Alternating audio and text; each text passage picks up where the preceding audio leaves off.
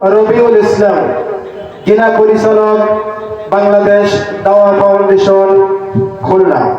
ونستعينه ونستغفره ونعوذ بالله من شرور أنفسنا ومن سيئات أعمالنا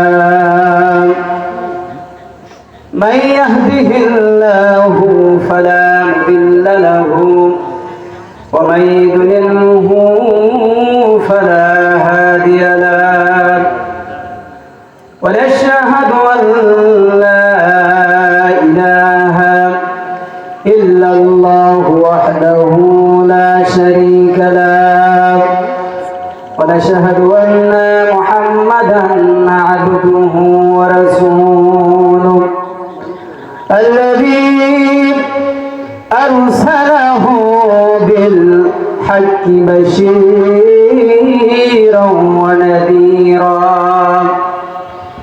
وداعيا إلى الله بإذنه وسراجا منيرا فقد قال الله تعالى في كلامه المجيد والفرقانه الحميد أعوذ بالله من الشيطان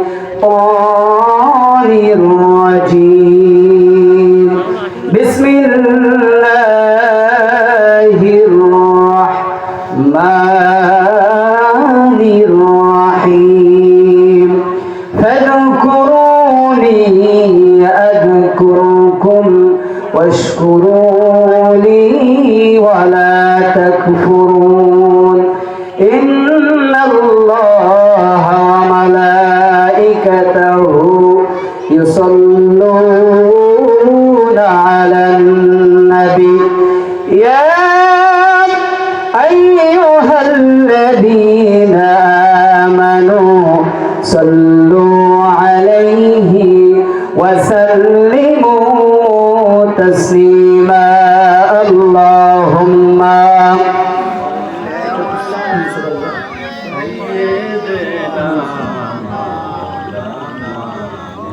وعلى آل سيدنا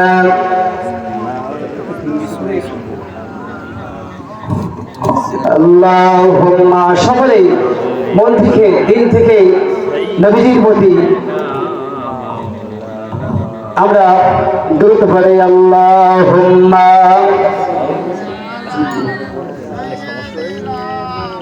মাওলানা মুহাম্মদ ওয়া আলা আলি সাইয়্যিদিনা হাবিবিনা মুহাম্মদ আলহামদুলিল্লাহ ঐতিহ্যবাহী নাকশা মসজিদের নাম এই যে এখানে আছে তো একটা কাগজ আছে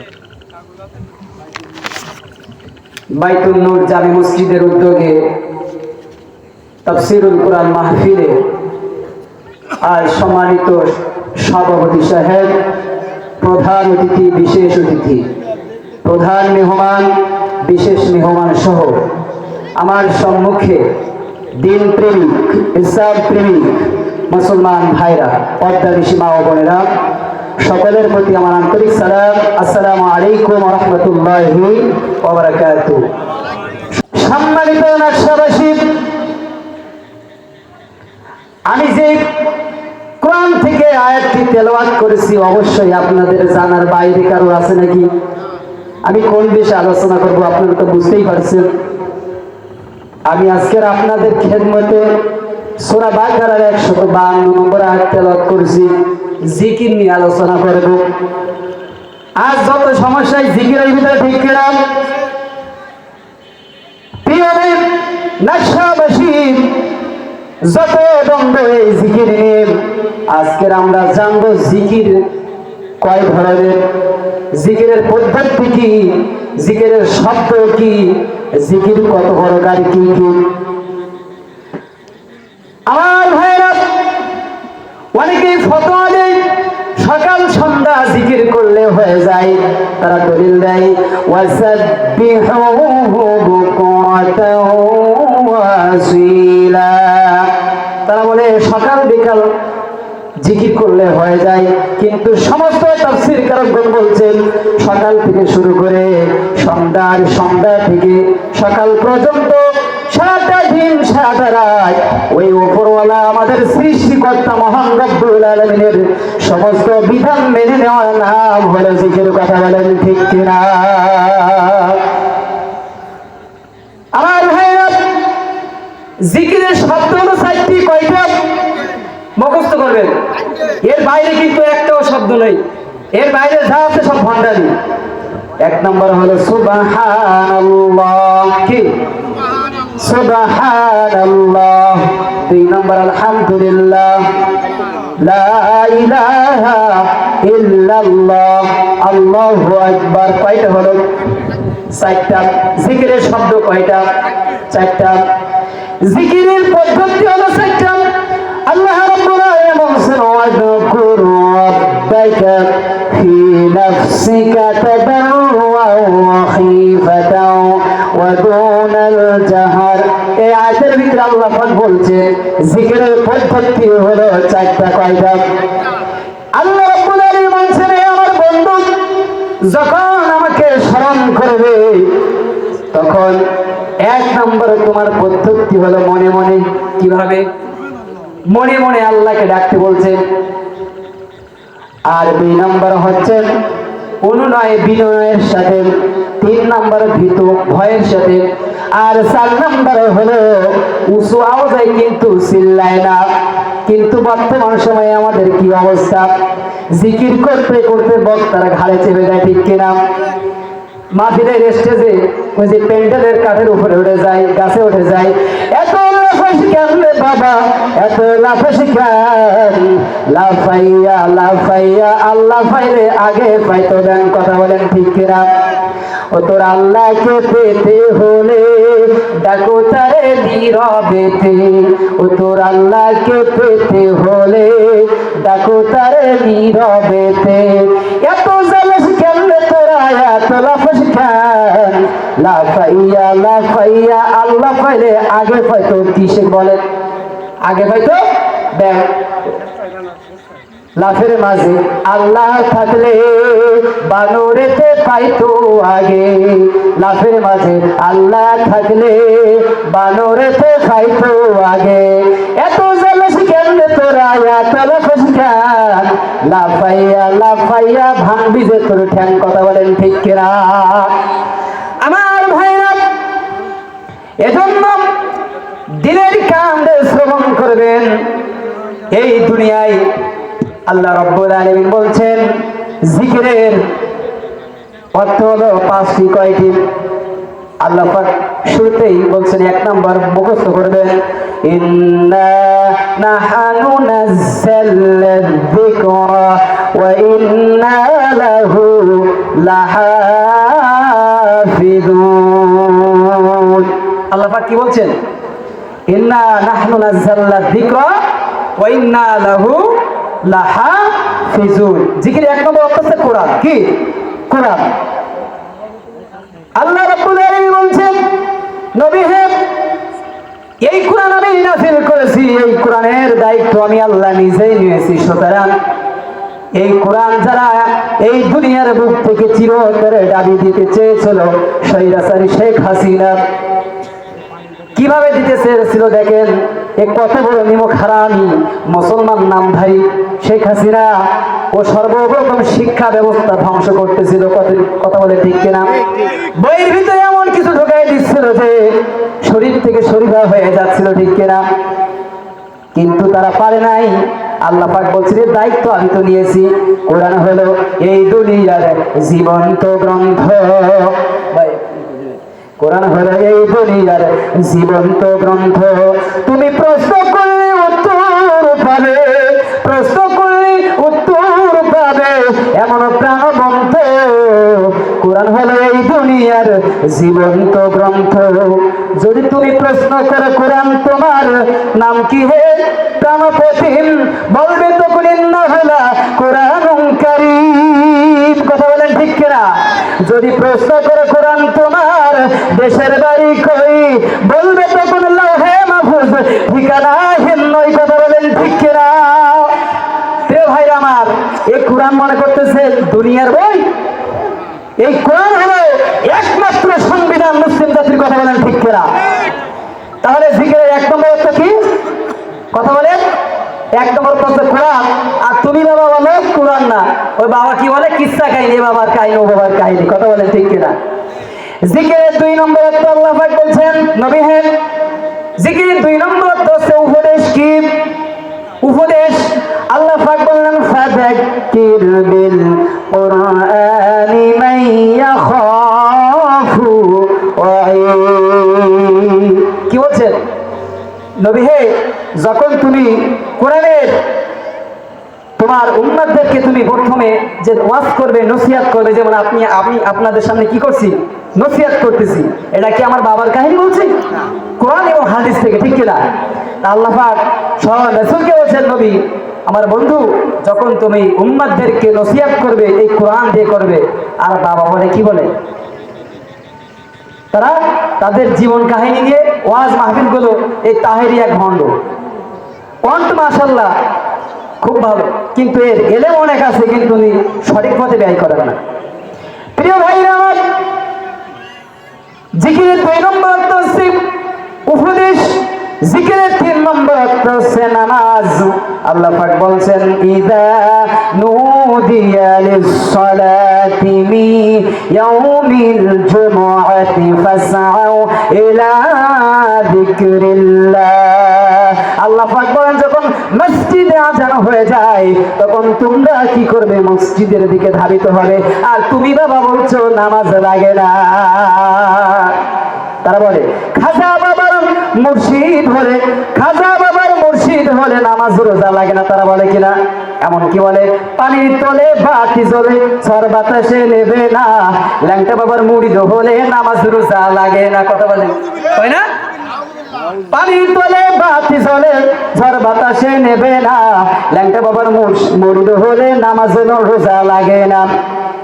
আমি বলি, যেজন নামাজ পড়ে না সে তো শয়তানের নানা, যেজন নামাজ পড়ে না সে তো শয়তানের নানা।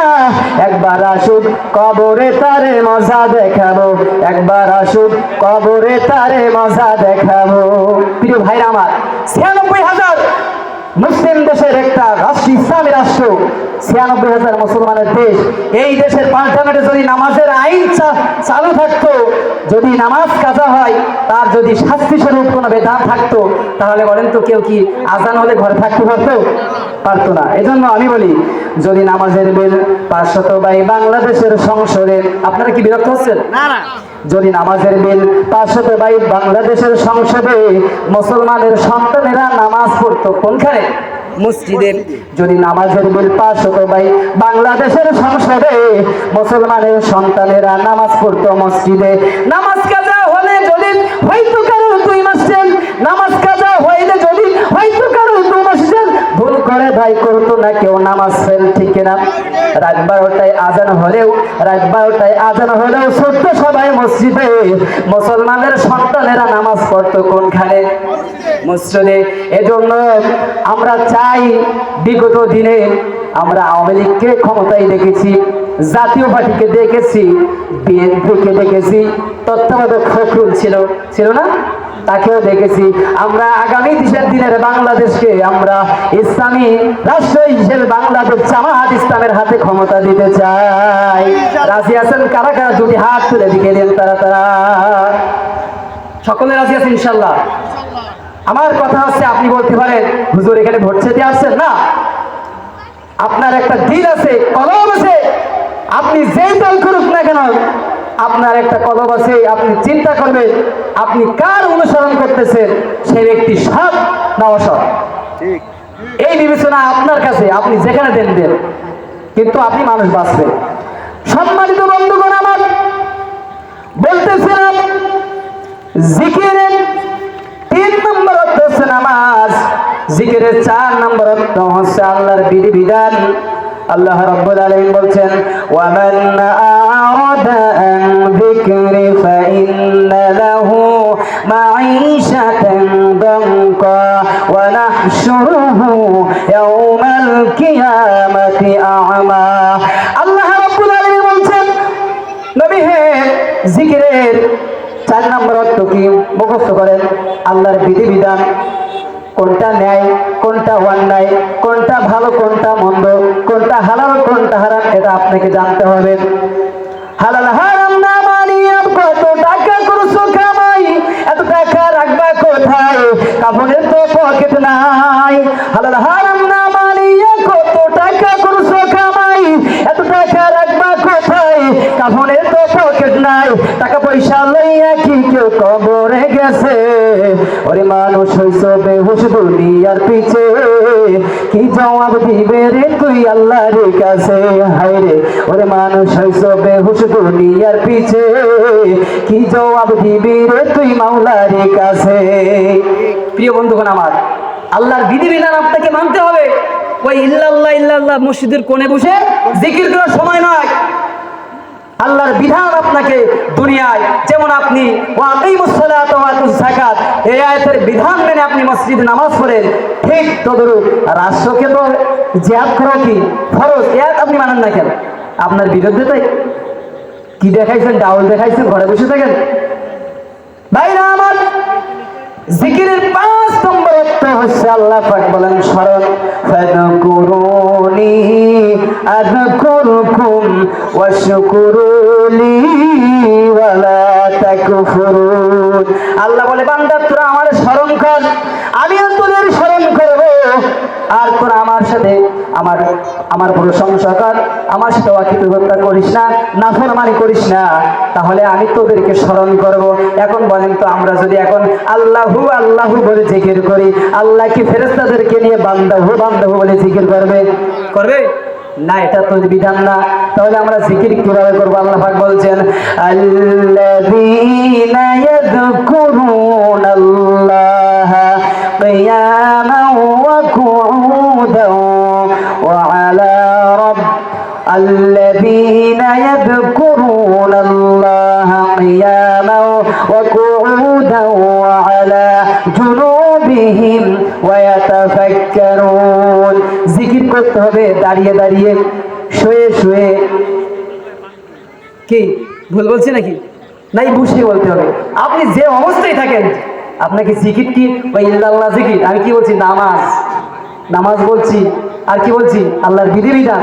আপনি বসে বসেও আপনার একটা ফোনে কিন্তু আপনি সবকিছু করতে পারেন না? আপনার ক্ষমতা থাকলে একটা ফোনে কিন্তু আপনি সবকিছু ওলটপালট করতে পারেন। প্রিয় বন্ধুগণ আমার, আপনারা যখন খানা খান তখন কি হাফ খান না ফুল খান? লেফের ভিতরে ঢোকেন, ফুল ঢোকেন না হাফ ঢোকেন? মশারি টাকান, সম্পূর্ণ টাকান না 2টা কোনা টাঙিয়ে বসে থাকেন সব? ঠিক আল্লাহ পাক বলছেন ইয়া আইয়ুহাল্লাযীনা আমানু দুখুলু ফিস-সিলমি কাফা। হে ঈমানদারগণ, ইসলামের ভিতরে পরিপূর্ণভাবে প্রবেশ করো, পরিপূর্ণভাবে দাখিল হও। বীর মুসলমান ধরওয়াল কোরআন, ফেরায় আনো সেই হারানো সম্মান। বীর মুসলমান ধরওয়াল কোরআন, ফেরায় আনো সেই হারানো সম্মান। লিল্লাহি তাকবীর, লিল্লাহি তাকবীর, তবে তাকবীর ধ্বনি ধরায় আর একবার। বীর মুসলমান ধরওয়াল কোরআন, ফেরায় আনো সেই হারানো সম্মান। যে তাকবীর বলে ওরে মুসলমান, ভয় কাফির তো কাফের বেঈমান। যে তাকবীর শোনেন ওরে মুসলমান, ভয় কাফির তো কাফের বেঈমান। সত্যের সেই তলোয়ার হাতে তোলো আরেকবার, সত্যের সেই তলোয়ার হাতে তোলো আরেকবার। ওরে তাকবীর ধ্বনি ধরায় আরেকবার। বীর মুসলমান ধরওয়াল কোরআন, ফেরায় আনো সেই হারানো সম্মান। যে ঈমান বলে ওরে মুসলমান, শাসন করেছিল দুনিয়া জাহান। যে ঈমান বলে ওরে মুসলমান, শাসন করেছিল দুনিয়া জাহান। সত্যের সেই হুঙ্কার তোলো রে আরেকবার, সত্যের সেই হুঙ্কার তোলো রে আরেকবার। বীর মুসলমান ধরওয়াল কোরআন, ফেরায় আনো সেই হারানো সম্মান। প্রিয় বন্ধুগণ আমার, আপনারা কি অতিষ্ঠ হচ্ছেন? এই কোরআনকে আপনার আঁকড়ে ধরেন, আপনার জীবন পরিবর্তন হয়ে যাবে। দেখেন আল্লাহ পাক আমরা যখন স্মরণ করি, আল্লাহর স্মরণ আমাদের জানাও আছে। যে আলোচক আসবে সব তো কোরআন থেকেই কথা বলবে, ঠিক কিনা? আমি যে আলোচনা করতেছি অনেকে এর ভিতরে সকালে মুখস্থ মনে হয়, কেন অনেক আলেমেরা আছে। তারপরে আমরা কি করি, স্মরণ করে দিয়ে যাই বান্দা যাতে মনে করে আবার ফিরে আসে। আমরা আল্লাহকে স্মরণ যখন করি, আমরা স্মরণ আল্লাহ সাড়া পাই না, পাই আমরা বিপদে পড়ছি, আল্লাহ ডাকে আমরা সাড়া পাচ্ছি না, বিপদ থেকে উদ্ধার হতে পারছি না। আমরা কেমন ডাকি? এই দেখেন হাদিসের ভিতরে আসছেন হযরত ইব্রাহিম আলাইহিস সালামকে নমরুদ অগ্নিকাণ্ডের ভিতরে নিক্ষেপ করেছিল কিনা? করছিল না? নমরুদ ফেলেছিল। যখন আগুনের ভিতরে ফেলেছিল তখন জিবরাইল আলাইহিস সালাম এসে বললেন, হে আল্লাহর পয়গম্বর, হে আল্লাহর নবী ইব্রাহিম, আপনি যদি হুকুম করেন আমার 70,000 নূরের এই ডানা দিয়ে আগুনকে আমি নিভায়ে দেই। তখন হযরত ইব্রাহিম আলাইহিস সালাম বলেছিলেন, ভাই জিবরাইল, যে আল্লাহ আমাকে সৃষ্টি করেছে ওই আল্লাহ আমার বিপদ থেকে উদ্ধার করবে। সুবহানাল্লাহ। এজন্য আল্লাহ পাক বলেছেন, দারুদারু ওয়া সালামান আলা ইব্রাহিম। বিপদে পড়ছিল, সঙ্গে সঙ্গে কি বলছে? আমি ইন্নী আখাফুল্লাহ, আমি আল্লাহকে ভয় করি। আর আমরা বিপদে পড়লি, চেয়ারম্যান সাহেব বিপদে পড়ছি, আমাকে উদ্ধার করে, তাই না? আল্লাহকে বাদ দিয়ে দিই আমরা। তারা কেমন স্মরণ করেছিল? স্মরণ করার সঙ্গে সঙ্গে কি হয়েছে? আল্লাহ সাহায্য তারা পেয়েছে।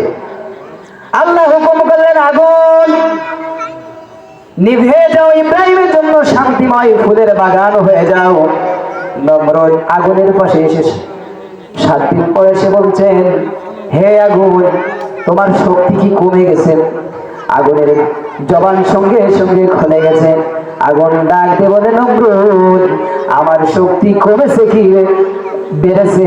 আমার ভিতরে স্পর্শ করে দেখো, ভিতরে ঢুকে দেখো।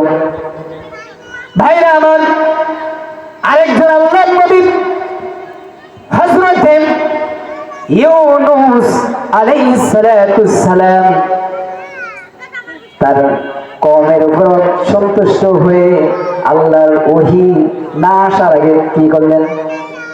ত্যাগ করলেন, দেশ ত্যাগ করলেন। আমরা যারা ইসলামী আন্দোলন করি অনেক সময় পালিয়ে চলে যাই, কিন্তু আপনার সংগঠন জামাত ইসলাম এমন একটা সংগঠন, এর প্রত্যেকটা নিয়ম মেনে চলা লাগে, ঠিক কিনা? নিয়ম শৃঙ্খলা আছে না? আল্লাহর ওয়ারাসা সে কি করলো? তার জামাত ত্যাগ করলো। এই ঘটনা আপনাদের মুখস্থ আছে না? আমি শুধুমাত্র বোঝানোর জন্য উপস্থাপন করছি। নদীতে কি যে ঘটনা ঘটছিল, তাকে নদীতে ফেলা হলো, মাছটাকে কি করলো? ভয়ঙ্কর মাছে গেলে ফেললো, মাছের ভিতরে কি সে আটকে গেল। দেখেন নমরুদকে কিন্তু আল্লাহ পাক পাকড়াও করছিল, ফিরআউনকে পাকড়াও করছিল। কখন কন্ত? যখন সে সীমা লঙ্ঘন করেছিল। শেখ হাসিনাকে পাকড়াও করছে যখন সে সীমা লঙ্ঘন করছে, ঠিক কিনা? নমরুদ, ফিরআউন, হামান এদের মাটি লাগায়নি কামান। কথা বলেন, ঠিক কিনা? নমরুদ, ফিরআউন, হামান এদের মাটি লাগায়নি কামান। অনকে নাকি নীল দরিয়াই সবাই মাইরাছে, সবাই ছাড়লে আমার কে ধরছে? আল্লাহ ধরেছে। কথা বলেন, ঠিক কিনা? নমরুদের ছিল কত আশা, তাকে জ্বালাইছে ন্যাংরা মশা। নমরুদের ছিল কত আশা, তাকে জ্বালাইছে ন্যাংরা মশা। কলকিন নাকি জুতা পিটা খাইয়া সে যে দুনিয়া ছেড়েছে, শেখ হাসিনা পালাইছে এক কাপড়েতে। কথা বলেন, ঠিক কিনা? এই স্বৈরাচার হাসিনা দীর্ঘ 13টি বছর বাংলার জমিনে অসংখ্য আলেম ওলামাকে নির্যাতন করেছে। শুধু তাই নয়, তার বিরুদ্ধে কথা বলার সঙ্গে সঙ্গে সে তাকে অ্যারেস্ট করেছে, এমনকি আয়নাঘর নামক জায়গায় বন্দী করেছে। ডক্টর ইউনূস আয়নাঘর দেখেছে না? অপেক্ষা হলো। অনেক আওয়ামী লীগ ভাইরা আপনারা হয়তো রাগ করতেছেন, না আপনাকে আমরা ভালোবাসি, আপনার নেতা তো খারাপ। কথা বলেন, ঠিক কিনা? আল্লাহ পাক ছাড় দেয় কিন্তু ছেড়ে দেয় না। ওয়া মাকারু ওয়া মাকারাল্লাহ ওয়াল্লাহু খায়রুল মাকিরিন। আল্লাহর কৌশলের উপর কি কৌশল আছে? আমরা চিন্তা করতাম এই স্বৈরাচারের পতন কিভাবে হবে। চিন্তা করে দেখলাম কোনো ছিদ্র খোলা পেলাম না, ফাঁকা পেলাম না, কিন্তু ভেবে ভেবে দেখলাম একটা ছিদ্র ও সব ছিদ্র বন্ধ করেছে। যেমন একটা ঘর মেরামত করলে একটা ইট যদি ফাঁকা থাকে সেটা কি থাকে? অপূর্ণ থাকে না? আমি চিন্তা করে দেখলাম যে একটা জিনিস ফাঁকা ছিল, যার কারণে তার পদত্যাগ হয়েছে, সেটা হচ্ছে সে মদ করেছিল। কি ছিল? কি হচ্ছিল? তার যে গণভবনে মদের কি ছিল? মদের বোতল পাওয়া যায় নাই। এই তার সবচেয়ে দুর্বল পয়েন্ট। যারা মদ খায় তাদের পতন আল্লাহ কি অবশ্যই অবশ্যই দেবে। এই জন্য ভাইরা আমার, আল্লামা দেলোয়ার হোসেন সাঈদ রাহিমাহুল্লাহকে আপনারা সকলেই ভালোবাসেন না? দল মত নির্বিশেষে সমস্ত মানুষগুলো তাকে ভালোবাসতো। খুলনার জমিনে তাকে দাফন হতে দেয় নাই, জানাজা পর্যন্ত দেয় নাই। আমরা সকলে রেডি হয়েছিলাম খুলনায় যাবো বিদায়, কিন্তু যখন শুনলাম হবে না, আমার এলাকায় কয়রা থানায়, আপনাদের এখানে করছিলেন কিনা আমি জানি না, আমার এলাকায় আমি মোবাইলে দিয়েছিলাম, ঘোষণা দিয়েছিলাম, মাইকে মাইকে অ্যানাউন্স করেছিলাম গায়েবী জানাজা হবে। আপনাদের চাঁদালি থেকে অনেক মানুষও যেতে চাইছিল, কিন্তু এই স্বৈরাচারী হাসিনার কিছু দস্যু, তাদের কারণে প্রশাসনকে আমাদেরকে কটাক্ষভাবে গালিগালাজ করেছিল, আমাদেরকে জানাজা পড়তে দেয় নাই। আমাদের ভিতরে কষ্ট, কত কষ্ট বুঝতে পারতেছেন না আপনারা। কোরআনের হক কথাগুলো আমরা বলতে পারি নাই। প্রিয় ভাইরা আমার, অন্য সময় আপনাদের বাকি ওয়াজগুলো যদি সময় হয় এলাকায় এসে করব। আমি যে কথা বলছিলাম, হযরত ইউনূস আলাইহিস সালাতু ওয়াস সালাম নদীতে পড়ে গেছে, মাছ তাকে কেটে ফেলছে। মাছের পেটে তিনি বলছিলেন, লা ইলাহা ইল্লা আনতা সুবহানাকা ইন্নী কুনতু মিনাজ জালিমিন। সে বলছে, আল্লাহ আমি জুলুম করে ফেলেছি। আমরা যারা অন্যায় করি, আমরা ভুল স্বীকার করতে নিজেদের কি লজ্জাবোধ করি, নিজেকে আমরা কি করি? লজ্জাবোধ করি, অহংকারী করি। কাউকে আমরা যদি মানুষের কষ্ট দিয়ে থাকি, তার কাছে ক্ষমা চেয়ে নিতে হবে। কারণ কিয়ামতের দিন কোন মানুষের দিনার বা দিরহাম থাকবে না। ওই কিয়ামতের দিন যে ব্যক্তি যার উপরে জুলুম করেছে, তার উপরে কি, যার উপরে জুলুম করবে তার নেকিগুলো তাকে দেওয়া হবে, আর জুলুম যে নির্যাতিত হয়েছে তার অন্যায়গুলো তার আমলনামায় দেওয়া হবে। প্রিয় ভাইরা আমার, আল্লাহকে স্মরণ করার সাথে সাথে আল্লাহ পাক বলেন, ফাস্তাজাবনা লাহু ওয়া নাজ্জাইনাহু মিনাল গাম্মি ওয়া কাযালিকা নুনজিল মুমিনিন। উদ্ধার পেয়েছেন কিনা? আল্লাহ সারা পাইছিল না? আর আমরা বিপদে পড়লে আমরা সারা পাই না। ভাইরা আমার, আরেকজন আল্লাহর পয়গম্বর হযরত ইউসুফ আলাইহিস সালাতুস সালাম জুলাইখার ষড়যন্ত্রে বন্দী হয়ে গিয়েছিল। 10টা বন্ধ দরজার ভিতরে আটকা পড়ে গিয়েছিল। দেখেন, দুর্যোগ, চরিত্র হরণের দুর্যোগ, তিনি কিভাবে তার চরিত্রকে মজবুত করে রাখছিলেন। আমাদের সমাজের যুবক ভাইরা হবে চান্স পেয়েছি, কথা বলেন ঠিক কিনা? এই যে 2 দিন আগে 14ই ফেব্রুয়ারি গেছে না, এইবার কিন্তু তারা কিন্তু ভালো মতন এ করতে পারে না। কারণ কি ছিল? সবে বরাত ছিল, নিসফু শাবান। যুবক ভাইদের ভিতরে অনেক কষ্ট হয়েছে, কষ্ট রয়েছে। তারা চিন্তা করতেছে আগামী বছর তারা পোষায় নেবে 2 বারের কথা তারা। কিন্তু ভাইরা, এই ভালোবাসা দিবস মুসলমানের জাতির একদিন নয়, 365 দিন ভালোবাসা দিবস। আপনি আপনার পিতাকে ভালোবাসেন, মাতাকে ভালোবাসেন, স্ত্রীকে ভালোবাসেন, সন্তানদেরকে ভালোবাসেন, ঠিক কিনা? দেখেন কি কঠিন মুসিবতের ভিতরে হযরতে ইউসুফ আলাইহিস সালাম বলছেন, জুলাইখা বলছেন, এ মৌলবীতে কাজের মৌলবী নাই। জুলাইখা হযরতে ইউসুফ আলাইহিস সালামকে রাজি করতে পারেন নাই। 10টা বন্ধ দরজার ভিতরে সে তার কক্ষে, তার সবচেয়ে রোমান্টিক যে কক্ষে, সেই কক্ষে সে কি করছে, উলঙ্গ ছবি টাঙানো রয়েছে, যা দেখলে কি হবে, তার জৈবন চাহিদার জন্য বৃদ্ধি পায়, কাম শক্তি যদিও বৃদ্ধি পায়। আজ বর্তমান সময়ে সিনেমার গুলো দেখেন, পোস্টার গুলো আমাদের রোডে ঘাটে মারা থাকে, যখন এরা মারতে আসে, যখন আপনারা যদি বাধা দেন এলাকার মানুষেরা, তাহলে তো এই অসামাজিক কাজগুলো থাকে না। যখন রাস্তায় এই ছায়া ছবিগুলো মারা থাকে, যখন ছোট ছোট বাচ্চারা দেখে না তারা কি শিখবে? এজন্য আমরা রাষ্ট্রীয়ভাবে একবার না পারলে মহল্লা থেকে এর প্রতিবাদ শুরু করবো। পারা যাবে কিনা ভাইরা আমার? ওই কঠিন চরিত্রের দুর্যোগের সময় হযরতে ইউসুফ আলাইহিস সালাম বলছেন, ইন্নী আখাফুল্লাহ, আমি আল্লাহকে ভয় করি। সঙ্গে সঙ্গে আল্লাহ রাব্বুল আলামিন জিবরাইলকে পাঠিয়ে দিলেন ওহী নিয়ে। জিবরাইল যারে যা, আমার নবী ইউসুফের কাছে চলে যা, আমার নবী ইউসুফ আমাকে স্মরণ করেছে, যাও যাও যাও, গিয়ে ইউসুফকে বলো একটা দৌড় দিতে। আমি আল্লাহ রাব্বুল আলামিন জুলাইখার বন্ধ 10টি দরজার খুলে দেওয়ার দায়িত্ব আমি নিজে হাতে নিয়েছি। কোন সুবহানাল্লাহ। সঙ্গে সঙ্গে আল্লাহর নবী হযরতে ইউসুফ আলাইহিস সালাম একটা দৌড় দিলেন, সঙ্গে সঙ্গে বন্ধ দরজাগুলো ঠাস ঠাস করে খুলে গিয়েছেন। কোন সুবহানাল্লাহ। সুবহানাল্লাহ, জিকির করেন লা ইলাহা ইল্লাল্লাহ, লা ইলাহা ইল্লাল্লাহ। আমরা গর্ব ইসলামী রাজ, ন্যায় নীতি ভরা এক নতুন সমাজ। আমরাই গর্ব ন্যায় নীতি রাজ, আমরাই গর্ব কোরআনের রাজ। আসুক যত স্বৈরাচারের ষড়যন্ত্র, রুখে দাঁড়াবো মহল্লায় মহল্লায়। পারা যাবে কিনা? কি নিয়ে আলোচনা করছি বলেন? জিকির নিয়ে। এই জন্য দেখেন আমরা জিকির করি, আল্লাহর স্মরণ পাই না। ওই মসজিদের কোণে গিয়ে ইল্লাল্লাহ ইল্লাল্লাহ ইল্লাল্লাহ কিয়ামত পর্যন্ত বললেই তোমার কোনো লাভ হবে না।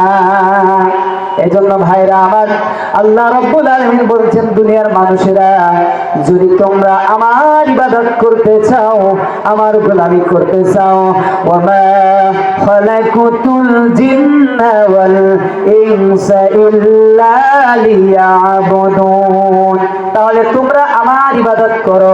এখানে কি বলছে? জিন এবং মানব জাতিকে। সুতরাং ওই আল্লাহকে যদি আমরা রাজি খুশি না করতে পারি, নবীর আনুগত্য যদি না করতে পারি, বলেন তো আমাদের কপালে জান্নাত কি জুটবে না? আমি একটা উদাহরণ দিয়ে আমার আলোচনা এটি টানবো। সেই উদাহরণটা হলো বাংলা উদাহরণ। আজ এই মাহফিলের সম্মানিত সভাপতি সাহেব, তার বাড়িতে অনেকগুলো গাভী রয়েছে, গরু রয়েছে, বাংলা যেটা আপনারা বুঝেন। এখন আমি বললাম, সভাপতি সাহেব, আপনার তো অনেকগুলো গরু রয়েছে, আপনি আমার কাছে একটা বিক্রয় করেন, আমি লালন পালন করবো, আমি একটু পুষবো। সভাপতি সাহেব বললেন, ইমাম সাহেব, হাফেজ সাহেব, আপনি এগুলো লালন পালন করতে পারবেন না, অনেক ঝামেলা। আমাকে দিল না, টাকার বিনিময়ে দিল না। বেশ কিছুদিন পরে ইমাম সাহেব কিংবা মহল্লার যে সভাপতি সাহেব আমাকে এসে বলছেন, আরে সাহেব, গোয়াল ঘরে গরু আছে, আপনি নিয়ে যান। আমি গিয়ে দেখলাম গোয়াল ঘরে গরুটি মারা গেছে। বলেন তো ভাইরা আমার, ওই গরুটা কি আমি বিনা পয়সায় নিব? আমি কি নিব? নেব না। তাহলে আমরা যখন মৃত্যুবরণ করে বিসমিল্লাহি ওয়া আলা মিল্লাতি রাসূলিল্লাহ, আমরা বলি আল্লাহর নবীর হাতে উঠায় দিলাম। বলেন তো, জীবন ভর রাসূলের দুশমনি করেছো, কোরআনের দুশমনি করেছো, আপনার ওই পচা দুর্গন্ধযুক্ত দেহ কি আল্লাহর নবী নেবে? নেবে না। সম্মানিত হাজির, এটাই যদি আপনারা বোঝেন, তাহলে কেন আপনারা ইবাদত করেন না? যাই হোক, আল্লাহ রাব্বুল আলামিন আপনাকে আমাকে কোরআন অনুযায়ী, হাদিস অনুযায়ী চলার তৌফিক দান করুন। সকলে আমার জন্য দোয়া করবেন। ওয়া আখিরু দাওয়ানা আলহামদুলিল্লাহি রাব্বিল আলামিন। আসসালামু